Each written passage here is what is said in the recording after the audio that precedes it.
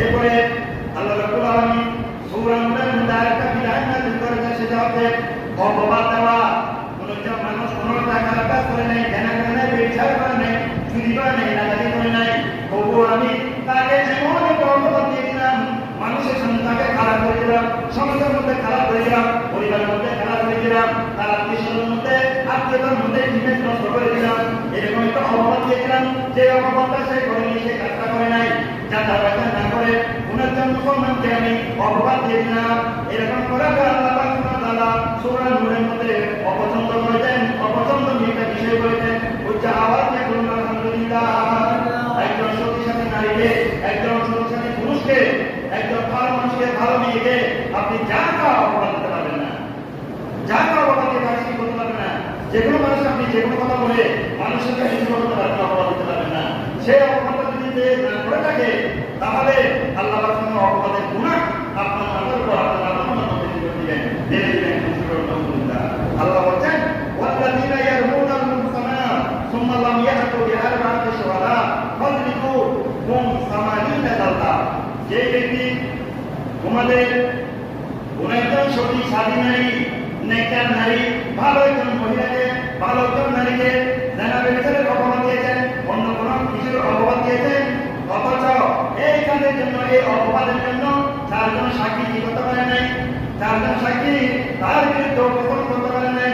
সে যে এই কাজটা দেখেছে, ওই মহিলাটা এই কাজ করেছে, আমি দেখেছি, এবং আরো তিনজন আমার সাথে দেখেছে, এই সাক্ষী কি করতে পারে নাই, উপস্থাপন করতে পারে নাই। তাহলে যে অপবাদটা দিয়েছেন, তার জন্য আল্লাহ পাক সুবহানাহু ওয়া তাআলা বলেন, তাকে 80 টুকরা তার পিঠের মধ্যে মারতে হবে, তাকে শাস্তি দিতে হবে। কেননা সে একজন শক্তিশালী নারীর বিরুদ্ধে অপবাদ দিয়েছে, যে নারীটা এই কাজটা করে নাই, এই ছেলেটা করে নাই, ব্যভিচার করে নাই, তাকে তবুও ছেলেকারী হিসেবে অপবাদ দিয়েছেন। কিন্তু অপবাদের কারণে সেই ব্যক্তি যে অপবাদ দিয়েছেন, সে কোনো ডকুমেন্ট দেখাতে পারছে না, চারজন সাক্ষী জোগাড় করতে পারে নাই। আল্লাহ বলতে তাকে 80 টুকরা মারো। কেননা একজন শক্তিশালী নারী, একজন পুরুষার নারী, আমি নিজের চোখে দেখে নিয়েছি এই কাজটা করেছে, কিন্তু আমি সমাজকে বলে দিলাম অমুক এলাকার অমুক পরিবারের অমুক মেয়ে জানার মধ্যে লিপ্ত, আমি এই কথাটা বলে দিলাম, সমাজের মধ্যে প্রচার করেছিলাম, অথচ আমি যে দেখেছি এবং আরো তিনজন মানুষ, চারজন মানুষের সাক্ষী লাগবে। উন্নত মানুষকে জেনার যদি আপনি যদি অপবাদ দেন, জেনাকারী যদি বলে থাকে, তাহলে আপনি চারজন সাক্ষী দিতে হবে, আনতে হবে। যারা সচক্ষে দেখেছে যে আমি জেনা করতে দেখেছি ওকে, এরকম চারটা যদি সাক্ষী জোগাড় করতে না পারে, তাহলে ইসলামী হুকুমত মতে আল্লাহ বলছেন, ইসলামী হুকুমত থাকে আপনাকে 80 টুকরা মারতে হবে, সাবুক দিয়ে 80 টুকরা, যেহেতু আমি অপবাদ দিয়েছি তাকে। আমি তাকে বলেছি জেনাকারী, কিন্তু আমি তাকে ডকুমেন্ট দেখাতে পারছি না, আমি সাহায্যের মানুষ সাক্ষী দিতে পারি নাই। আপনি শুধু একজন দেখতে হবে না, আরো তিনজন দেখতে হবে একসাথে। কঠোর বিধান, আপনি জায়গা থেকে আবার জেনাকারী বলতে পারবেন না, আপনি জায়গা থেকে ব্যভিচারকারী বলতে পারবেন না। এটাকে বিষয় রয়েছে, যে কোনো অপবাদ দেওয়ার আগে আল্লাহ পাক সতর্কতা করেছেন, এটা সতর্কে দেখতে হবে, চারজন মানুষ সতর্কে দেখতে হবে, তাহলে জেনার ফটকা বাদ হবে, আপনি রদন করবেন, বাদনের মানুষ তখন চারজন মানুষ যদি দেখে যে আমি দেখেছি, আমি ওখানে দেখেছি, অমুক দেখেছে, অমুক দেখেছে, তাহলে চারজন মানুষ থাকে ভিত্তিতে ডকুমেন্ট দিয়ে, তাহলে এটা রাস্তা পাক হবে, তাহলে একটা জিনিস। আরেকটা আয়াত শিখে দিলাম, যে কোনো মানুষকে যে বিষয়টি দেওয়া যাবে না, অপবাদ দেওয়া যাবে না, আপনাকে সাক্ষী উপস্থাপন করতে হবে। কেননা হাদিস শরীফের মধ্যে রয়েছে যে ইসরায়েল মানুষের কথা ইসলামী হুকুমত গ্রহণ করে না। যদি আমার বাংলাদেশের মধ্যে যদি ইসলামী হুকুমত থাকে, ইসলামী যদি আইন বিধান থাকে, তাহলে তিনজন মানুষের সাক্ষ্য কোনদিনই কি করবে না, গ্রহণ করবে না। এটা হচ্ছে মিথ্যাবাদী, যে উপরকে মিথ্যা কথা বলে, সমাজের মানুষের জানলে এই মানুষটা মৃত্যু কথাই কথায় মিথ্যা বলে, সেই জন্য সে যদি কোনো কিছু এসে বলে যে অমুক এলাকার অমুক মেয়েকে আমি এটা করতে দেখেছি, তার সাক্ষ্য গ্রহণ করতে হবে। কেন না মানুষের জানতে চাই মৃত্যু, সেই কথা কথায় মিথ্যা বলে, এরকম মানুষের কোনো সাক্ষ্য যে গ্রহণ করতে পারবে না, এখানে কোনো দিবে না। আরেকটা হয়তো অপবাদ দাদা, কোনো মানুষ সবসময় যদি মানুষকে অপবাদ দেবে, অমুকের করেছে, অমুকের করেছে, সবসময় মানুষের বিরুদ্ধে অপবাদ দেয়, এরকম মানুষের সাক্ষী হলো ইসলামী হুকুমত গ্রহণ করা। সেই দেশে বলেছে যে আমি আপনাকে দেখেছি, ওকে করতে দেখেছি, আমি ইসলামী হুকুমত বলে তোমার কথা গ্রহণ করি না। তুমি আজকে ওর নামে বলো, আর ওর নামে বলো, পশুর নামে বলো, তুমি মিথ্যাবাদী, তোমার অপরাধ নয়, সঠিক নয়, তুমি সঠিক কিন্তু কি করতে পারবে না, সাক্ষ্য করতে পারবে, সেই জন্য তোমার সাক্ষ্য গ্রহণ করে না। আরেকটা হচ্ছে পক্ষপাত দুষ্ট। পক্ষপাত মানে দুইজন দুষ করেছে, যে খুশি দুষ করে না, আমি তার পক্ষে নিলাম, অথবা যে কোনো মানুষের কোনোকে বিচার করতে গিয়েছে সে সবসময় একজন মানুষের পক্ষ নেই। যেদিকে সুবিধা পাই, যেদিকে টাকা পয়সা পাই, সে মানুষের পক্ষ মানে যে মনে করেন তাকে টাকা দিতে পারে নাই স্বাধীন বিচারের মধ্যে, তার পক্ষে বিচারটা দিবে না, যে দিতে পারছে তার পক্ষে দিয়ে দিবে, সে খুশি হলেও এরকম পক্ষপাতদুষ্ট মানুষের সাক্ষ্য ইসলামী হুকুমত গ্রহণ করে না। সুতরাং ইসলামী হুকুমত আবার যেখানে সেখানে আপনাকে যে কোনো দণ্ড দিবে না। সব কিছু যাতায়াত করার পরে আপনি যখন সিলেক্ট হবেন যে আপনি এটা করেছেন অপরাধটা, আপনি এই চেষ্টা করেছেন, তখনই আপনাকে কি করবেন, হক বা শান্তি বিনা নাজিল করবেন, গ্রহণ করবেন। এরপরে সমাজের মধ্যে অস্থির ছড়ানো হারাম। আপনি আমি যদি সমাজের মধ্যে এমন একটা কাজ করেছি যেটা খারাপ কাজ, এই কাজটা যদি করি আমি সমাজের মধ্যে যদি এটা যদি হয়ে যায়, প্রচলন হয়ে যায়, মানুষ আস্তে আস্তে আস্তে আস্তে বিপদগামী হয়ে যাবে, খারাপের দিকে ধাবিত হয়ে যাবে। সেই জন্য বিপদগামী হওয়ার আগে আগে আপনি সমাজের মধ্যে কোনো অশ্লীল কোনো কাজ করতে পারবেন, যেটা দেখে দেখে আস্তে আস্তে মানুষের হয়ে যাবে, সেই পদ্ধতিকে ধাবিত হবে। মনে করেন আপনি একটা জিনিস দেখেন, আপনি মনে করেন আমরা যারা বালে পেয়েছি আমাদের সকালের নামে থেকে নিহার পর্যন্ত, ঠিক আছে, আপনি এতই স্ট্যান্ডার্ডে গেল, আপনার ছেলে এত স্ট্যান্ডার্ডে গেল, আপনার ছেলে কি করলো এখন হাফ প্যান্ট বেরো করে সমাজের রাস্তাঘাটে হাঁটে, আপনার ছেলে দেখে আসবেন বলো রাত্রে খোলা আস্তে আস্তে হয়ে গেল, প্রচলন হয়ে গেল।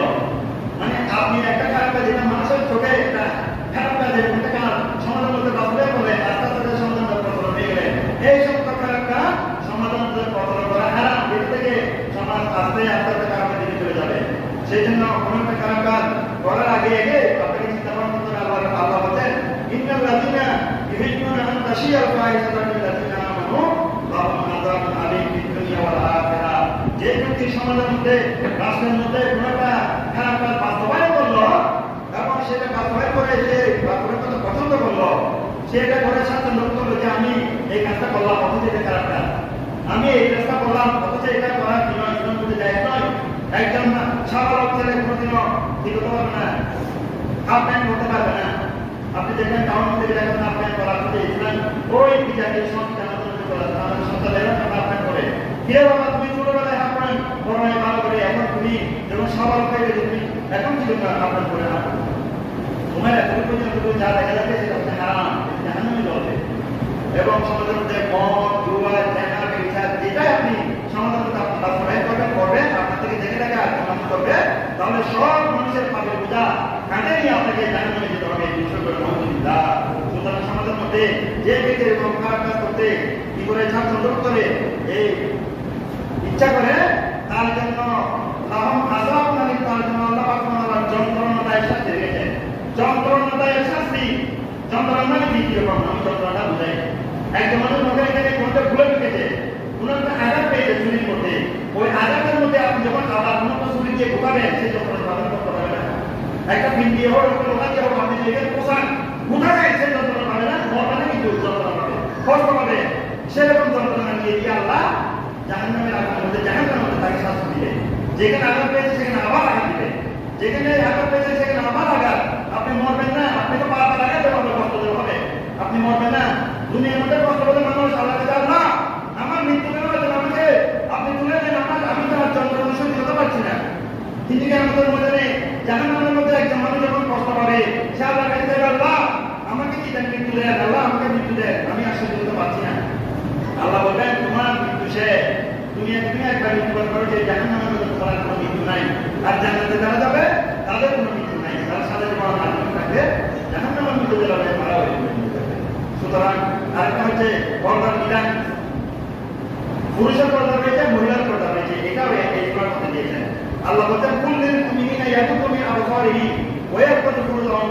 হে রাসূল আপনি আপনার উম্মতকে বলে দিন যে তোমরা তোমাদের চোখকে হেফাজত করো, চোখকে যে কোনো কাজে ব্যবহার করিও না, বেগানা নারী দেখিও না, খারাপ কাজ ছবি দেখি না, খারাপ কাজ করিও না, খারাপ জিনিস দেখিও না, এবং ওয়া ইয়াহফাযু ফুরুজাহুম, তোমরা তোমাদের লজ্জাস্থানকে হেফাজত করো।